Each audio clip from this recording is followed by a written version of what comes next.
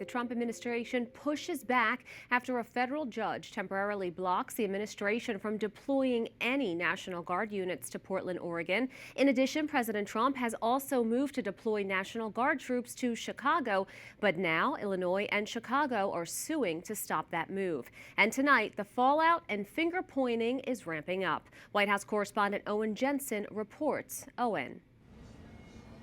Veronica, good evening to you. Well, lots of moving parts in communities and courtrooms across the country right now as the White House cracks down on illegal immigration and says it has to protect federal facilities from harm.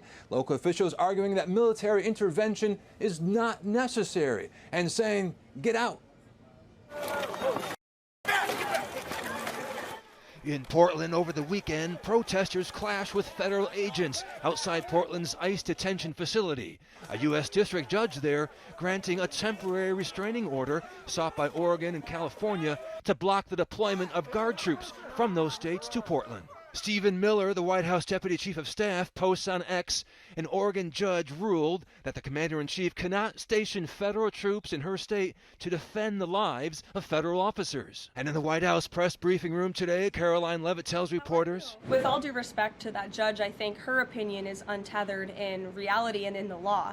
The president is using his authority as Commander-in-Chief, U.S. Code 12406, which clearly states that the president has the right to call up the National Guard in cases where he deems it's appropriate. And just yesterday, President Donald Trump said Portland, Oregon is burning to the ground. You have agitators, insurrectionists. All you have to do is look at the television, turn on your television, read your newspapers.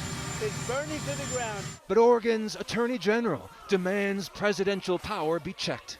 Mobilizing the United States military in our cities is not normal. It should not be normal, and we will fight to make sure that it is never normal. As the president, you must have an actual facts based on reality, not social media or just your gut feeling if you want to mobilize the military here in the United States.